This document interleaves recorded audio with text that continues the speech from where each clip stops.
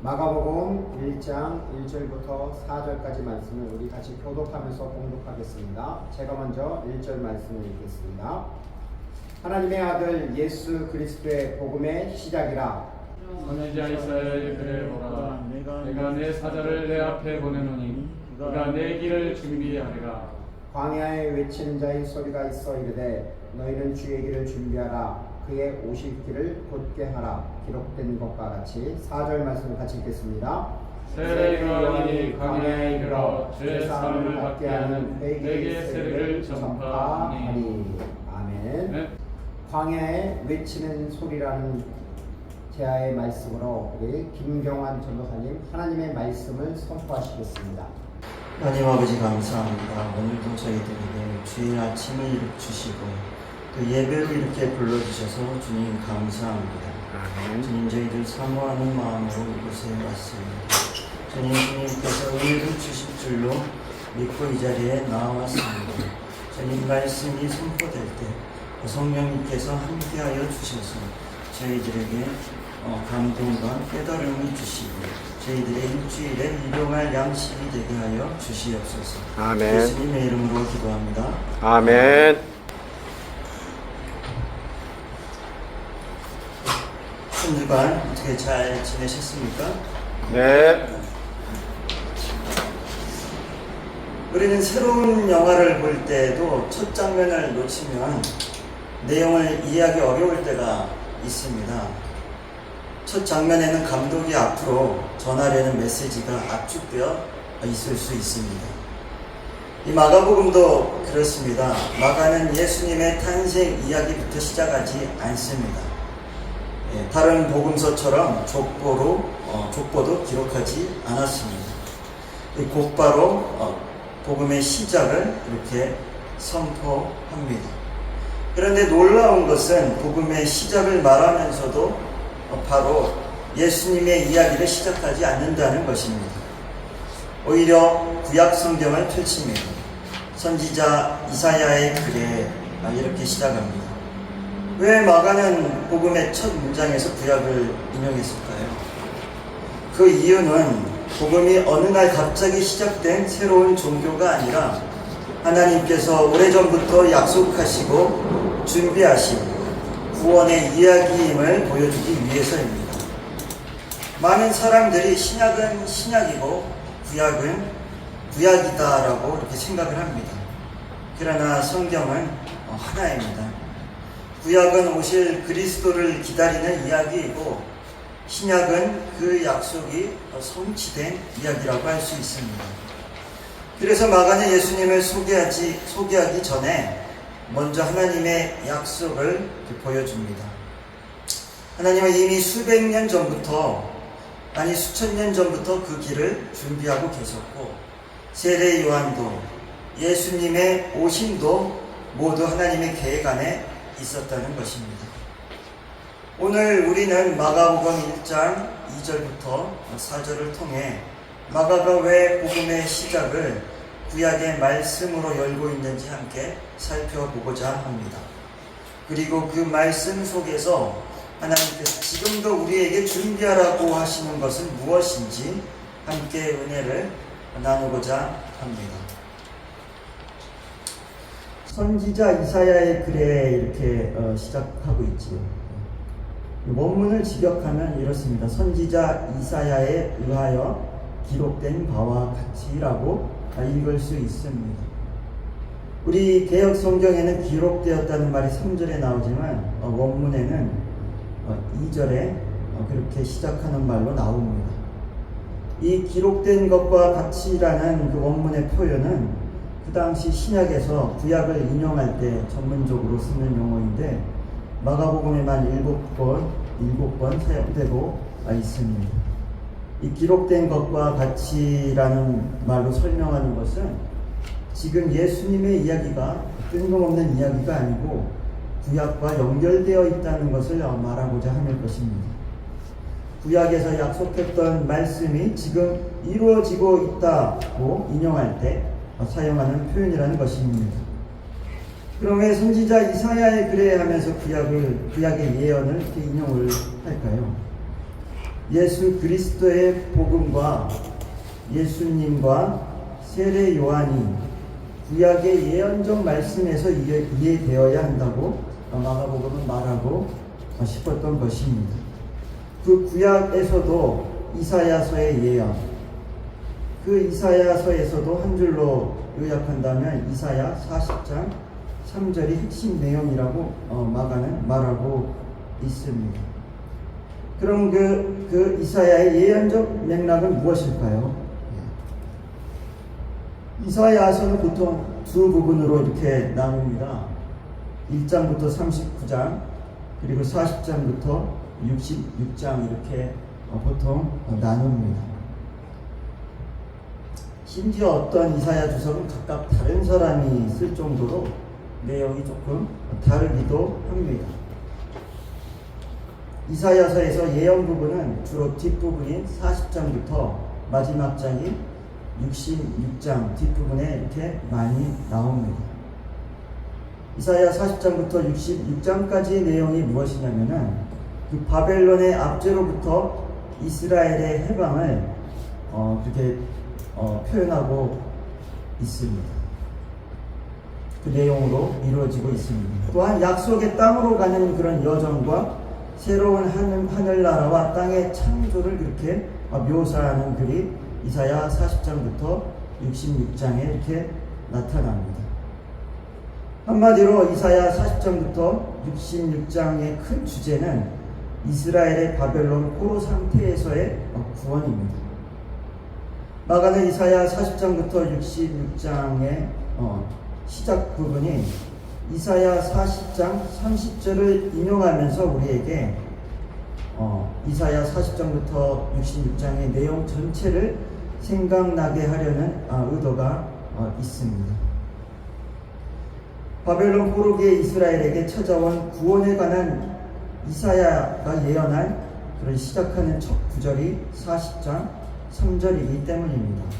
오늘 읽은 마가복음 1장부터 2, 3절은 구약의 예언에 비춰봐야 하는데 그 중에서도 이사야의 예언의 맥락 안에서 읽어야 한다는 것은 하나님이 다시 이스라엘로 돌아와서 이스라엘을 회복시킬 것이라는 그런 비전 안에서 읽어야 한다는 말인 것입니다. 다시 마가복음 1장 2절을 한번 읽어보겠습니다. 선지자 이사야의 글에 보라, 내가 내 사자를 내 앞에 보내노니 그가 내 길을 준비하리라. 아멘. 선지자 이사야의 글에 여러분이 성경이 조금 좋은 것이라면 성경 본문에 기역, 니은 이렇게 첨자가 쓰여 있고 밑에 이렇게 말라기 3장 1절, 이사야 4장 3절이 인용되었다고 관주가 달려 있을 것입니다. 그리고 성경 연구가들은 이 두 구절 외에도 출애굽기 23장 20절이 인용되어 있다고 또 보고 있습니다. 왜냐하면 말라기 3장 1절이 출애굽기 23장 20절을 재인용했다고 보고 있기 때문입니다.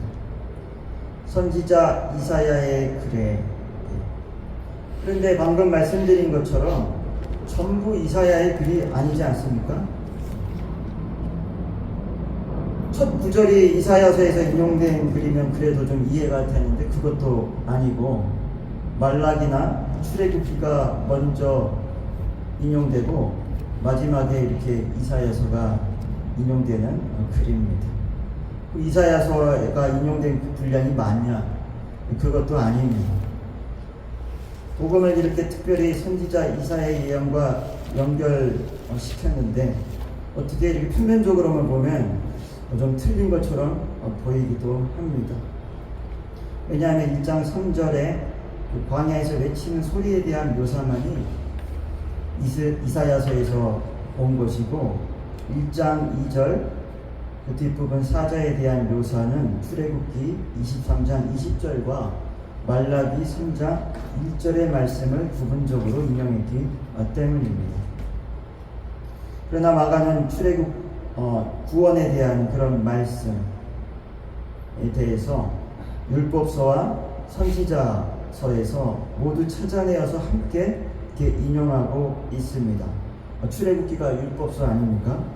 이사야서가 대선지서이고 말라기는 소선지서죠. 마가는 이렇게 일부러 이렇게 율법서와 선지서에서 한 구절씩 그렇게 찾아서 하나님의 구원에 대한 말씀을 인용하려고 애쓴 것 같기도 이렇게 합니다. 2절과 3절 말씀을 보면 거기에 등장인물이 세 인물이 나옵니다. 첫 번째는 그의 길을 준비하는 사람. 첫 번째는 사자를 보내시는 분, 하나님이시죠. 광야에서 외치며 길을 닦는 사람, 세례 요한이 되겠습니다. 그리고 그의 길이 준비되는 사람, 예수님으로 이렇게 알고 있습니다. 명시적으로 거기에 세례 요한이 이렇게 나오지는 않지만 우리가 맥락을 보면 4절 내용 이하를 보면 세례 요한이 나오는 것을 이렇게 볼 수 있습니다.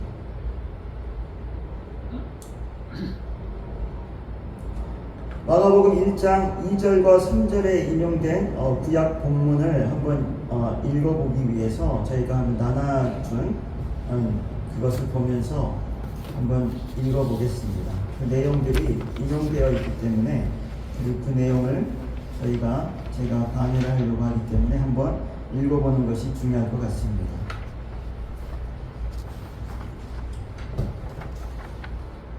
한번 출애굽기부터 말라기까지 한번 저희가 나눠준 것을 보고 한번 읽어보겠습니다. 내가 사자를 내 앞서 보내어 길에서 너를 보호하여 내가 예비한 곳에 이르게 하리니 너희는 상과 그의 목소리를 청종하고 그를 노엽게 하지 말라. 그가 너희의 허물을 용서하지 아니할 것은 내 이름이 그에게 있습니다. 내가 그의 목소리를 잘 청종하고 내 모든 말대로 행하면 내가 내 원수에게 원수가 되고 내 대적에게 대적이 될지라. 이사야서 40장 3절도 한번 읽어보겠습니다. 외치는 자의 소리여 이르되 너희는 광야에서 여호와의 길을 예비하라. 사막에서 우리 하나님의 길을 평탄케 하라. 말라기서 읽어보겠습니다. 만군의 여호와가 이르노라. 내가 내 사자를 보내리니 그가 내 앞에서 길을 준비할 것이요 또 너희가 구한 바 주가 갑자기 그의 성전에 임하시니 곧 너희가 사모하는 바 언약의 사자가 임하실 것이라. 그가 임하시는 날을 누가 능히 당하며 그가 나타나는 때 누가 능히 서리요. 그는 금을 연단하는 자의 불과 표백하는 자의 잼물과 같을 것이라. 이런 말씀입니다.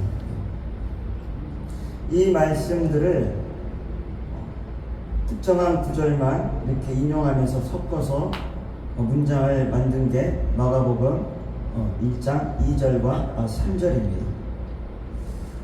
1세기 유대교는 이처럼 여러 문장을 한 공통 주제로 모아 통합하는 해석이 널리 퍼져 있었다고 합니다. 마가만의 독특한 방식은 아니었습니다. 마가복음 1장 2, 3절의 본문에 인용된 구약의 세 구절의 문맥을 그래서 확인해 봐야 마가복음이 말하려는 복음의 배경을 확인할 수 있습니다. 읽은 우리 출애굽기 23장 20절의 본문은 시내산에서 하나님이 이스라엘 백성을 약속의 땅인 가나안으로 인도하기 위해 천사를 보내시기로 모세에게 약속하는 장면에서 가져온 것입니다. 그 본문은 하나님의 사자가 출애굽할 때 이스라엘을 광야를 거쳐 하나님의 약속하신 땅으로 인도하시리라 했던 그런 말씀입니다. 이스라엘의 백성의 죄악에도 불구하고 그들이 그 사자를 따르기만 하면 주님이 이스라엘 땅으로 이끌 것이라고 약속하는 그런 내용입니다. 이 본문을 인용하면서 마가복음은 세례 요한이 단지 심판의 목소리를 내는 자일 뿐만 아니라 약속의 땅으로 인도하는 그런 새로운 사자임을 그렇게 암시하고 있는 것입니다.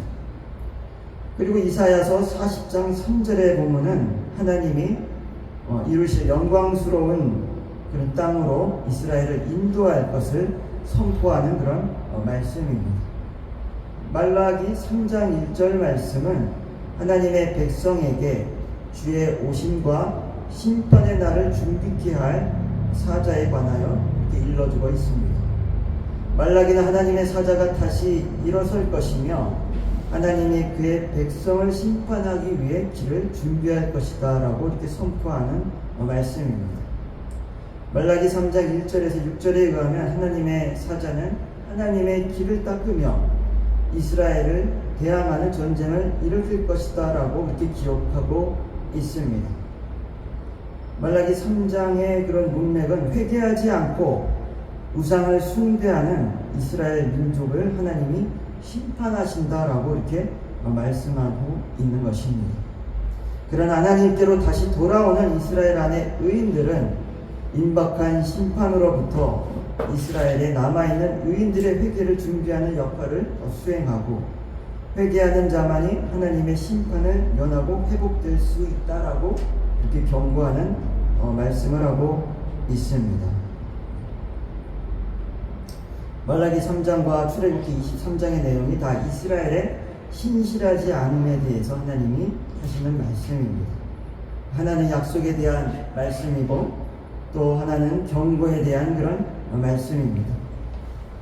출애굽기 23장은 백성의 죄악에도 불구하고 그들이 사절을 따르기만 하면 주님이 이스라엘 땅으로 이끌 것이다 라고 약속하는 그런 내용입니다. 반면 말라기 3장은 심판하고 정화하기 위해 주님이 오시는 것이 이스라엘 자체의 심판과 정화의 결과를 낳을 것이라고 이렇게 경고하는 그런 말씀입니다.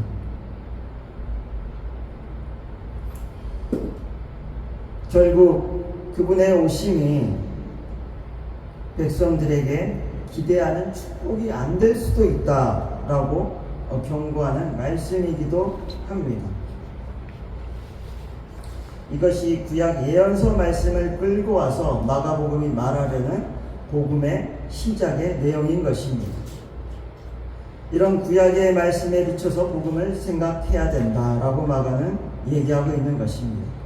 복음의 시작의 배경은 바로 이런 거야 라고 마가는 말하고 싶은 것입니다.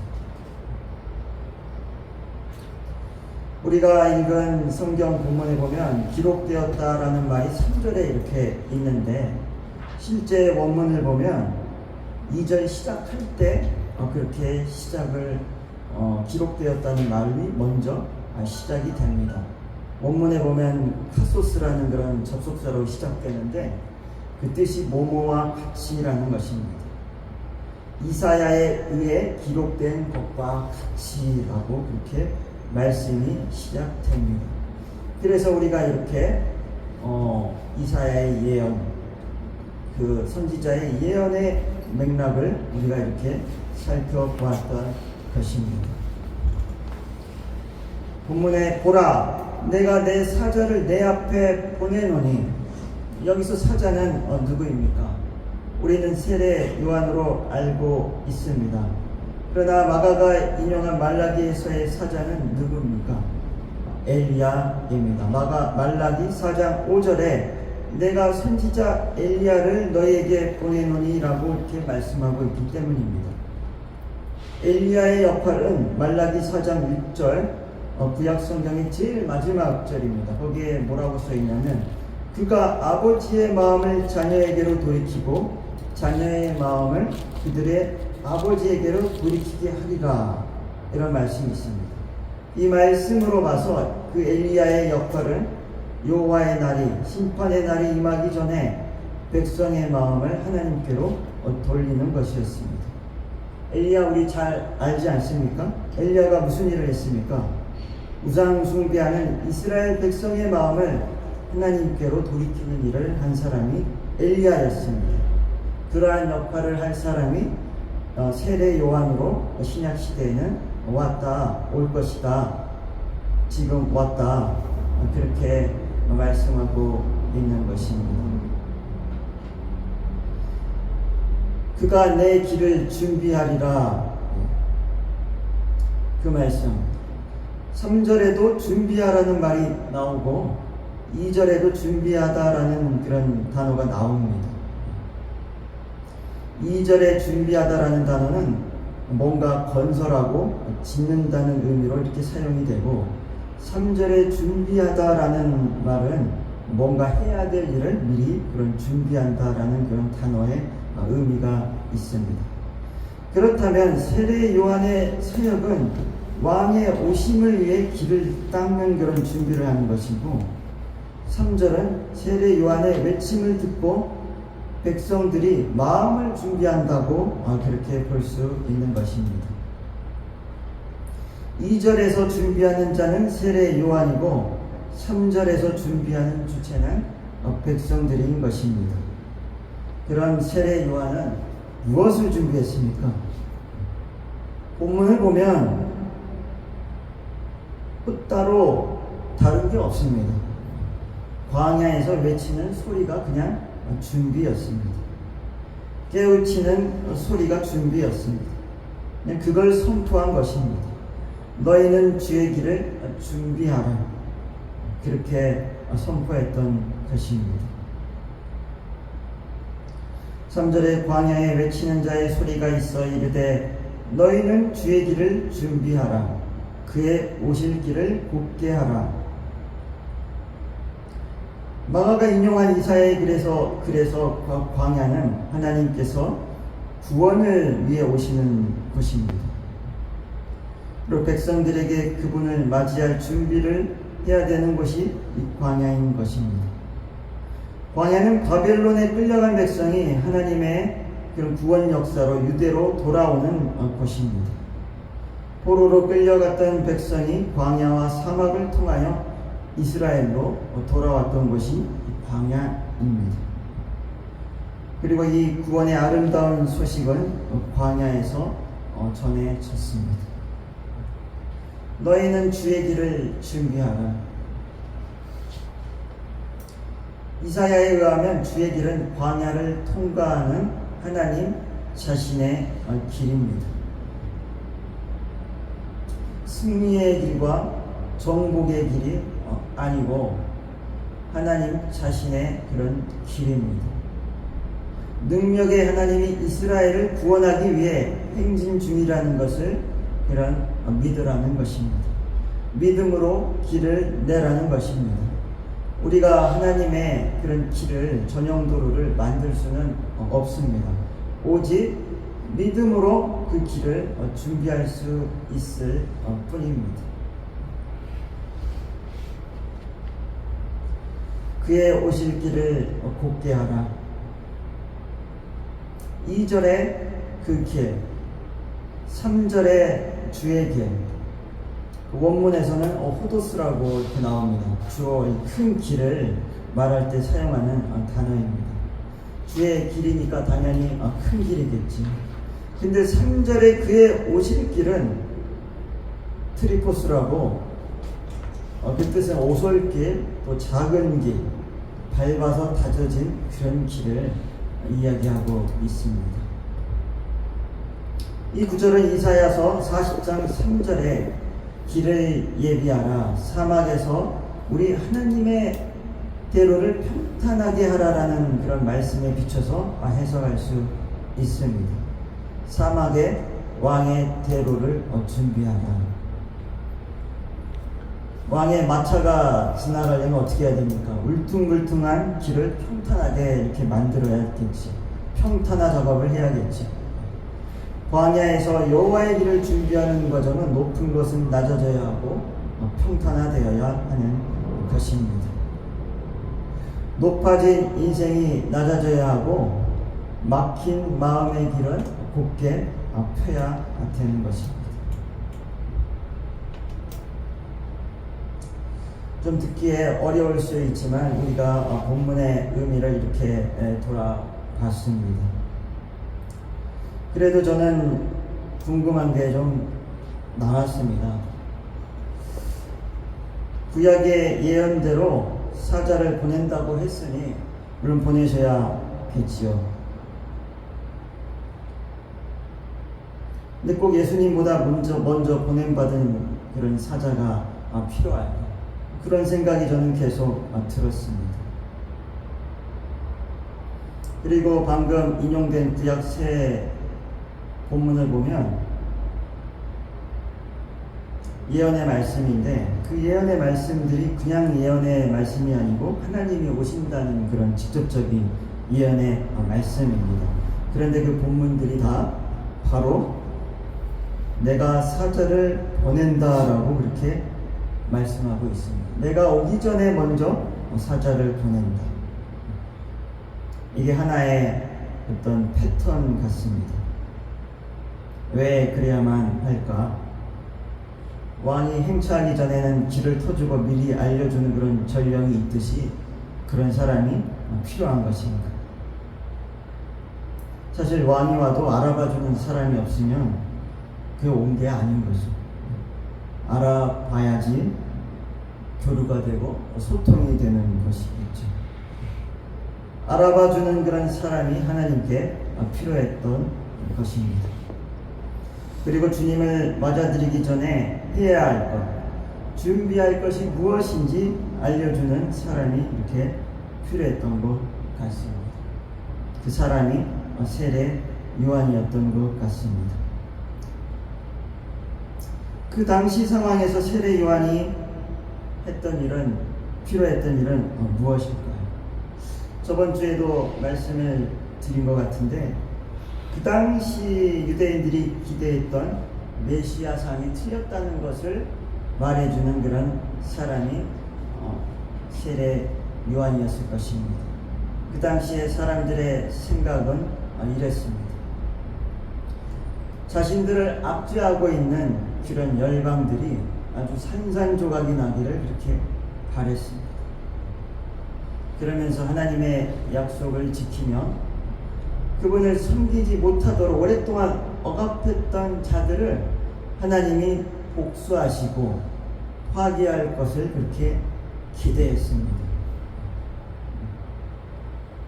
그리고 그런 구원 행위는 하나님의 기름 부음을 받은 왕 메시아에 의해서 일어날 것이다. 그리고 세상의 왕은 우리를 다스리는 그 메시아밖에 남지 않을 것이다. 그런 기대하는 마음들이 있었습니다. 그러나 세례 요한은 너희들을 지배하고 있는 로마가 문제가 아니다. 너희들을 정말 지배하고 있는 것은 사탄이고 마귀다. 그 사탄 마귀에서 해방되려면, 그리고 하나님이 왕이 되는 나라에서 너희들이 살려면 회개해야 된다. 그걸 선포하고 가르치는, 그런 외치는 사자가 되어야 했습니다. 이스라엘이 꿈꾸는 것은 그런 것이었습니다. 유대인을 압제했던 모든 나라 위에 군림하는 것, 그것을 바랬습니다. 이런 상황에서 회개의 메시지를 선포하는 것이 쉬웠겠습니까? 어려웠겠죠. 돌맞을 일이었겠죠. 그런데 이 선포가 광야에서 외치는 자의 소리로 전해졌습니다. 에루살렘이 아니고 광야였습니다. 그 당시 종교 시스템이 잘 돌아가던 에루살렘 중심이 아니라 광야였습니다. 지금으로 치면 교회가 아니었던 것이죠.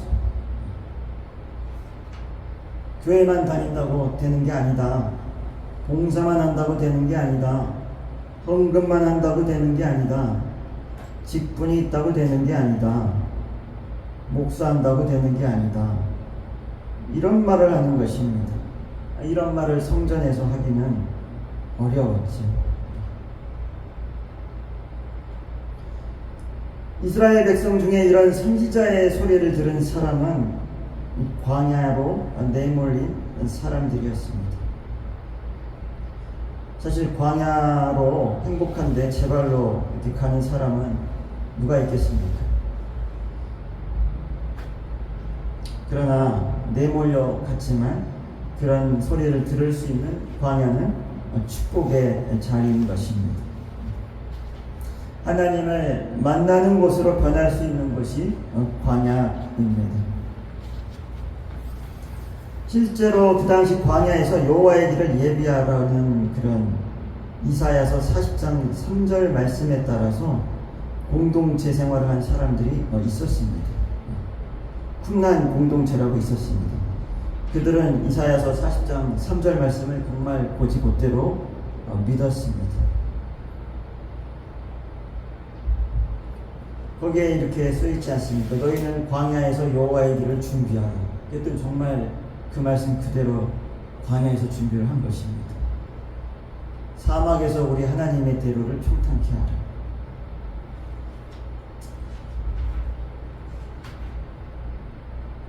그들은 하나님은 광야로 오신다고 좀 믿었습니다. 그런데 사실 광야에 사는 게 중요한 것입니까? 내 마음이 광야해야 되는 것이지. 아무것도 없는 광야에서 오직 하나님만 바라보는 그런 마음이 되어야 하는 것입니다. 하나님만 바라보는 그런 갈급한 마음. 근데 우리는 하나님의 음성 그런 걸 듣기를 원하지요. 그런데 우리가 먼저 들어야 하는 것은 회개가 필요하다라는 그런 음성입니다. 이 순서가 바뀌면 안 됩니다. 이 순서를 바꾸려고 하면 안 됩니다. 하나님이 먼저 나에게 말씀해 주면 그때 광야에 가서 회개하겠습니다. 이것이 아닌 것입니다. 이 모든 메시지는 외치는 소리로 전해졌다고 성경이 말씀하고 있습니다. 외친다. 여러분은 언제 이렇게 외치십니까? 언제 외치게 됩니까? 간절할 때 우리는 부르짖습니다. 간절할 때 우리는 외칩니다. 우리는 하나님을 원하고 찾는다고 평소에 이야기를 합니다. 그러나 부르짖는 마음의 소리, 그것이 있습니까?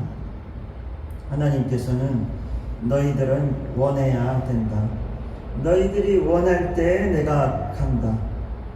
내가 가기 전에 원하는 목소리가 있어야 되고 그걸 깨우쳐주는 사람들이 있어야 된다. 나는 너희들이 바랄 때 만나 주겠다. 하나님은 하나님을 바라는 자를 만나 주십니다. 하나님은 자신을 찾는 자를 이렇게 만나 주십니다. 하나님은 부르짖는 자를 만나 주십니다. 우리가 광야에서 부르짖고 있다면 걱정하지 마십시오. 지금 광야에 있다면 지금 무슨 소리가 들리는지 마음의 귀를 기울여야 하겠습니다. 그리고 우리는 그 말씀에 어떻게 반응해야 되겠습니까? 간절한 마음으로 우리는 외쳐야 할 것입니다.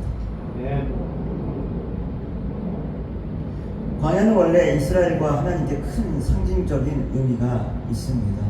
새로운 시작의 장소입니다. 우리가 출애굽 때 그 광야를 떠올릴 수 있습니다. 망하는 장소가 아니고 갱신의 장소입니다.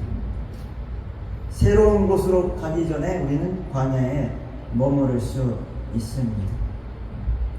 광야는 하나님이 자신의 백성을 인도하는 곳입니다. 요단강을 건너기 전에 우리는 광야에 머무를 수 있습니다. 그래서 걱정할 필요가 없는 것입니다. 하나님은 광야에서 우리를 만나주시고 그곳으로 찾아오시는 분이십니다. 오늘 이 말씀이 저와 여러분에게 은혜가 되고 한 주 살아가는 그런 말씀의 양식이 되기를 바랍니다. 기도하겠습니다. 하나님 아버지 감사합니다.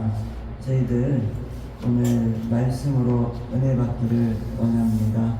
아버지 저희들을 정말 말씀으로 깨어있게 하여 주시옵소서. 주님, 저희들 어려운 상황이니까 저희들 하나님께 부르짖는 그런 시간이 되도록 아버지 도와주시고, 주님 저희들 마음속에 정말 부르짖음이 있도록 주여 인도하여 주시옵소서. 예수님의 이름으로 기도합니다. 아멘.